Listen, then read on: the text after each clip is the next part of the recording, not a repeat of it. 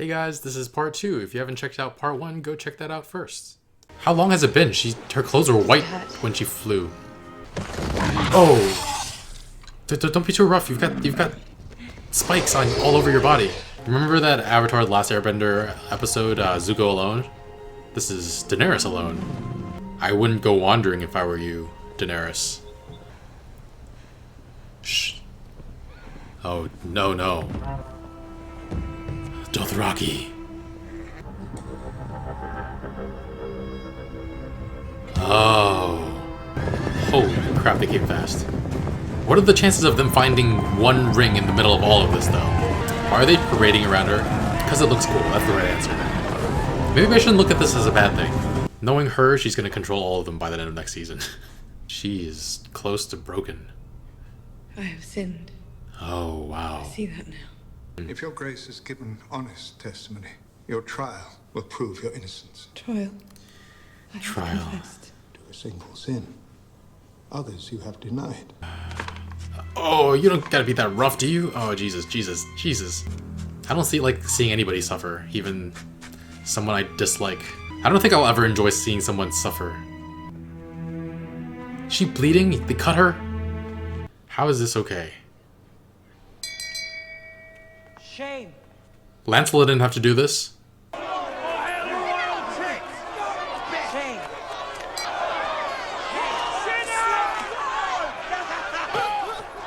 What is that? This must have been ridiculous just to shoot. I mean, come on. Wow. I feel bad for Lena Hadley. Is that her? How do you pronounce her name? Oh. Are you back yet? How much longer is this? I'm surprised none of them have tried to kill her, though. Having sex outside of marriage with your cousin will result in this. Is she bleeding everywhere? Is that blood or is that just like gunk? You're close. God, you're gonna make me root for Cersei? Oh, damn. She's not gonna let this common people see her cry. It's good to have you back.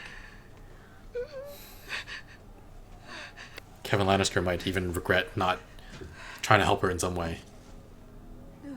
May I have the honor of presenting the newest member of the King's Guard? He's back. Hold, what the fuck, his eyes? Sworn that he will not speak until all his grace's enemies are dead and the evil has been driven from the realm. What? Can he not speak, or did he choose not to speak? Oh, he knows it too. Stannis.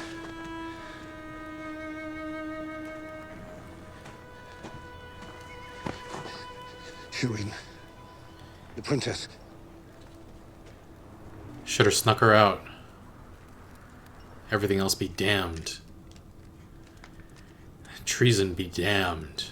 It's one of the wildlings you brought back. Says he knows your Uncle Benjen. Says he's still alive. What? Yes. Are you sure he's Oh my god. Oh, finally some good news. Says he knows where to find him. Some good news before this season is over. What? No. Is he armed?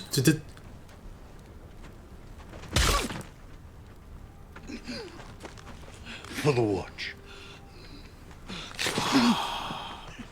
Ollie was in on this too. He's done. No!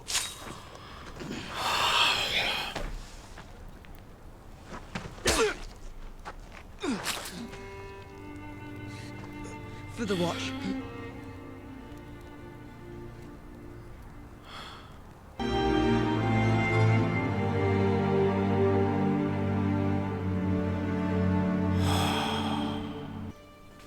Melisandre's here. The Lord of Light can do something. Maybe. What? There's no way. Guys. John's alive. Or he's dead, but he'll come back to life. I'm pretty sure. But the snow stops, the ice melts when after Stannis sacrificed Shireen. Melisandre gets Stannis ready to march, but then the men mutinied. You could see Melisandre's faith broken, which is rare, and then Selyse committed suicide, and Melisandre slips away. Does it count as mutiny as well? I'm annoyed at Stannis continuing to march to his doom with the people who were loyal to him. If he is the rightful king, was it his duty to protect the realm? Was it to take back Winterfell, and then King's Landing? If he took his men and went to Castle Black, that would have been huge, but now instead we have a ton of dead bodies just outside Winterfell. If the White Walkers make it to Winterfell, they're going to be able to raise Baratheon and Bolton men from the dirt and roll over everything like they did at Hardhome. We didn't see a huge battle, probably because it wouldn't have been that much fun one side getting crushed completely. We even saw some of Stannis' men running away as the Bolton men came charging. Pretty sure Ramsay hunted them down anyway. But the look on Stannis' face when he knew he was outmatched and was going to die, he still went forward, charging onto defeat. And then Brienne shows up. Stannis, who has always been about his duty, tells her to do her duty and kill him. I'm sure he has a lot of regrets. He wasn't the hero I was hoping he was, but still a little rough to see him die. He was an interesting character. Sansa, oh man, I was so worried for her throughout the entire episode. First trying to light the candle while everyone is distracted due to the battle, and Brienne abandoned her post just seconds too early. But it seems like it worked out. Miranda holds Sansa at arrow point and is about to maim her, but Theon finally wakes up just enough to stop her and kill her too. But yeah, if Ramsay ever gets his hands on Theon again, it's going to be pretty terrible. But Theon Greyjoy lives, though honestly, what if Miranda was finally starting to bore Ramsay and he ordered Theon to do all of this? That would be pretty sickening, right? I don't think that's the case, but I'm still paranoid about anything to do with Ramsay. But they freaking jump off the castle walls. Cut to them in Season 8 being raised as whites because they didn't survive the fall. How ridiculous would that be? I guess they know they can survive the fall, though. They've lived in the north all their lives, though the last time it was winter was many years ago. But what else happened? I love that Sam went off to the Citadel to become a maester. That's where he truly belongs, I think. If he had stuck around, it wouldn't have stopped Jon from getting killed. Heck, he probably would have died too. But when Jon said they'll forbid him from having sex too, and Sam was just like, oh, they'll bloody try. Oh, Sam. And then he was like, oh, you got your face caved in. How did you do it? Very carefully. And then Arya takes down Meereen Trant very brutally. I don't think I ever bought that she could truly be no one, but if I ever had any doubts, this solidified them. I guess maybe after she kills everyone on her list, she might decide to go back and try to be no one, but right now she has too many grudges. I'm afraid she loves bloodshed and killing a little too much, though. But Jaqen, or not Jaqen again, because one died and one came... I don't know. Somebody died to pay for the life she took, and she just kept taking faces off one by one until it showed her own. And she lived the rest of her days out as a blind woman. I'm not sure if this blindness is permanent. Jaqen said a face on someone is like poison, and poisons have antidotes. Either way, I don't think this is the end of her story at all, obviously. Does she become like Daredevil? Or do they teach her how to fight blind to hone all her senses to the next level, only to return her sight to her? I'm not sure just yet. And, Marcella. The heater's really loud, but it's good because it's getting cold. Marcella, god damn it. Gold will be their shroud, so Tommen likely isn't far behind either. I don't understand how they could let Ellaria or the Sand Snakes close to Marcella after they try to kidnap her or have her killed. It's just ridiculous. And then to let someone whose partner was a master of poison touch her. I don't know if she's a master of poison herself, but let alone kiss her. My god, these people are stupid. All of them. Every single last one of them. Marcella knew all along that Jaime was her father, and she's happy he is. So of course, right after they are happy, and so happy about not having that wall between them anymore, she had to die. Ellaria is pretty dumb too. Like, why the heck did she wait to take the antidote? Like, Marcella went from nosebleed to dead in seconds. I don't know why Ellaria didn't take the antidote as soon as she had a moment alone. But yeah, it won't be long before Prince Doran finds out, though. I was just saying in a couple episodes ago that the next time Ilaria betrays him, there will be no coming back. And here it is. Ilaria has the upper hand. She needs to kill him or she'll die. But so frustrating. The characters that are good or that are too young to have become bad yet, they have to die like this because Ilaria thinks it's a good measure of revenge, really. And then there's that time Oberyn said to Cersei, "We don't kill little girls in Dorne." And Ilaria is just spitting in the face of what he stood for, so just horrible. I don't think he would approve either. But yeah, that was probably the only time in ages that Jaime got to hold his daughter. He might have been able to hold her as a child, as a baby. But yeah, really sad. And Bronn and Tyene flirting with each other. I wonder if that plotline will ever be revisited. They are on opposite sides of the world now, but we'll see. Jorah and Tyrion are not on the best of terms anymore after Tyrion advised that Jorah be exiled for the second time. But while Daario can be ruthless at times, his mind for strategy and how to maximize people's skills is honestly very impressive. I guess he learned a lot of that from being in the Second Sons. I don't see how he could have learned that while being a slave. Maybe. But yeah, I loved Daario talking to Tyrion, talking him out of joining the party to find Daenerys. Like, can you track animals? Can you fight? Can you ride? No. So mostly you talk. That was such a great line. Though, to be fair, I'm pretty sure Daario hasn't tracked dragons either, so. But I'm sorry. I guess there's some overlap in skill sets. But I'm starting to find him more and more likable, which makes me worry about his long-term prospects. But yeah. Tyrion gets ready to rule, and who should show up but frickin' Varys, the Spider. I watched Into the Spider-Verse, and now I'm just imagining Varys in that movie. But yeah, even though I did watch it, I will be watching it on my channel with a friend when it comes out digitally. I have told her that it's a pretty good movie, even though, for me, I think it's one of my favorite movies of all time, because I didn't want to hype it up so much that she gets too high expectations. But yeah, look forward to that. It's coming out it's coming out middle of March, so my video should be up by late March. But yeah, anyway, back to this show. Varys is back, and somehow he made it to a one-on-one meeting with Tyrion without being stopped. Like, I have no idea how that happened. And I don't know if Grey Worm and Missandei trust him enough to trust his intel. I don't even know if they trust Tyrion all that much. So, yeah. But if they trust Tyrion, they might trust that he trusts Varys. So, we'll see.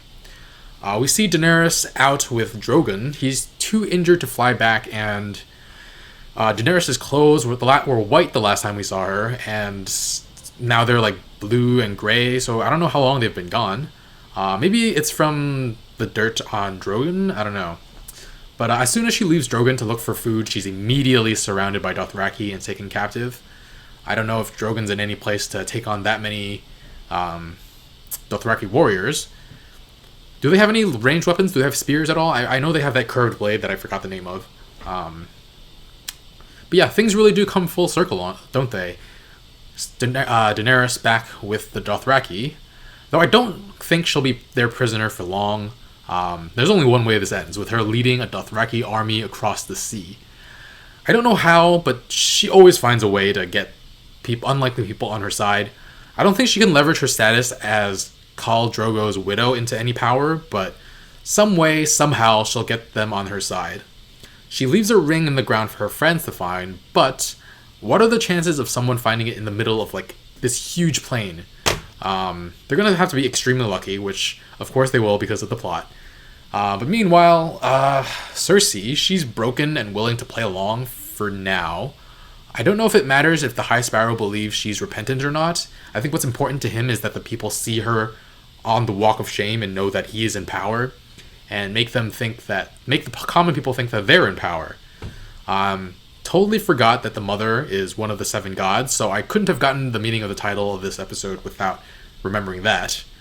But I'm actually quite on board with quite a bit of the High Sparrow's ideologies. Power being in the hands of the people, of the many, everyone being accountable for their crimes.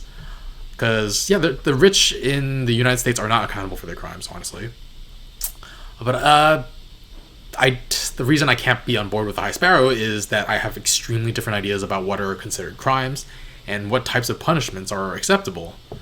So yeah, I talked to a friend about how bad I felt for Lena Headey, I think is how you pronounce her name, after the episode, and he said they actually used a body double. So whoever it was, I hope they got paid a lot, because acting or not, I feel like that could have been extremely traumatic. Being called names, having things thrown at them. But yeah, Qyburn greets her and presents to her Gregor Clegane with freaking gray skin, red eyes, scary as hell. And then, seeing Davos find out that Stannis and Shireen are dead, that was really rough. Who does he serve now, though? He wasn't exactly friends with Jon, but he respected him. I think it hinges on whether or not Jon is really dead. If Jon is alive, Davos might not serve him, but they could be allies of some sort. If not, I could see him possibly happening on Sansa and perhaps serving her. He does think the Starks are honorable after what Ned did for Stannis, so it's a possibility.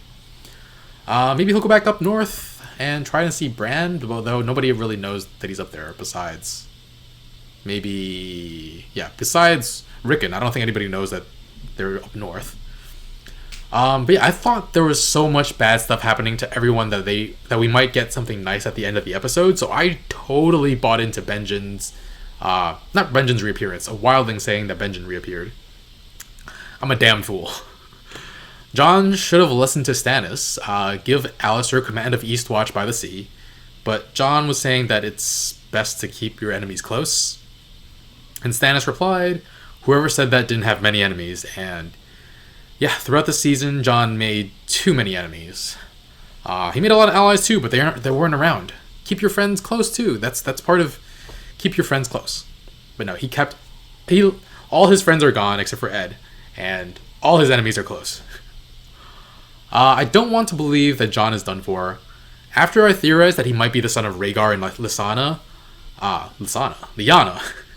Lyanna is another show I'm watching, Fairy Tale, not on my channel. Just in my spare time. I need that to be confirmed or denied for it to mean something. Like, I don't want it to be revealed that he's the son of Rhaegar and Lyanna, and then just like he's just dead forever. That's not fun enough. But Melisandre's here though. That's not insignificant. She's not Thoros of Myr in terms of resurrection. I think we're led to believe that she hasn't done it before, but maybe it's possible. Maybe she'll try it. I did say after Thoros revived Beric that I wouldn't believe someone was permanently dead until maybe an episode or two afterwards, and it just so happens that this one is at the end of the season. I can't imagine what you guys are going through after watching season 5 with Jon dead and being like, is he alive? And I also know this is the place where the books, the show caught up to the books, so nobody knew if Jon was alive or not.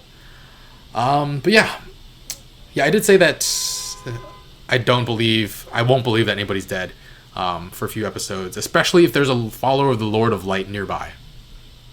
If he's actually dead, you guys are going to be like, oh, you poor thing, you had so much hope. Alright, on to end of season predictions. Who will sit on the throne? I think Tommen might be done soon, especially with the Golden Shrouds thing at the start of the season. The question is, if he has a child with Marjorie, would Cersei have the child killed?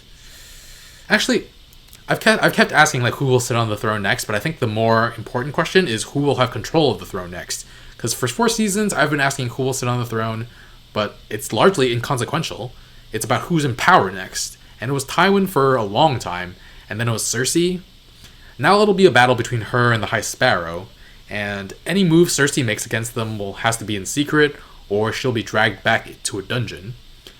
But I do think Cersei wins. She's ruthless and has an extremely strong will. She's willing to do anything. And a Lannister always pays their debts. I don't think there's been an instance where that hasn't happened. Tyrion killing Tywin even was him paying his debts. Speaking of which, she'll want revenge for Myrcella's death too. She's pretty much gonna get everybody killed. I'm also not sure how significant that scream was a few episodes ago when she was in the dungeon. I feel like it was to imply she was like losing it a little bit. If she wasn't broken then, I think she might be broken after that walk. Is it enough to push her the way of Aerys and become like the Mad Queen Mother Cersei? Mad Queen Mother, yeah, Queen Mother Cersei. I'm not sure. But yeah. And who will die by the end of next season? I predicted Roose Bolton for last season, and he didn't die like I thought he would, but next season feels right. I feel like as soon as Ramsay was legitimized and Walda became pregnant, Roose's days were numbered. And Tommen, I'm not sure. The thing with Tommen is I have no idea if he'll die next season or the season after that, or even last till the end of the series. But gold are their shrouds, and 2 of them are down. 2 children. He's gonna die. I'm just not sure when it will be. So I'm a maybe on next season. I'm also really done with Ilaria, but it seems more likely that Doran will die soon. Yeah, she has the upper hand because she knows that Marcella's dead. She could get the drop on Doran before he has a chance to strike back. And heck, let's just say that people who betrayed Jon will die too, because just for my personal satisfaction. I'm guessing Tormund and the rest of the wildlings won't be all too happy about Jon's death after he fought for them, and yeah. But yeah, here we are at the end of another season. Thank you to all of my moderators for continuing to do a great job. I can't believe I haven't run into any spoilers yet besides that one poster I saw on the New York City subway station, which was barely a spoiler. It just said that dragons were still alive. At least one dragon was still alive. And thank you to my patrons over on Patreon. It really means a lot to me that you're supporting me and my channel.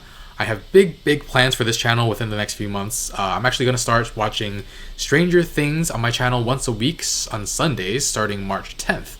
But if you are an early access patron, the first episode is up already. So you can check that out over here or in the link in the description below. Alright guys, thanks for watching. History and Lore is up next if you want to watch that or the next 3 episodes right now. Make sure to check out the early access option on Patreon and yeah. There or there. There or there.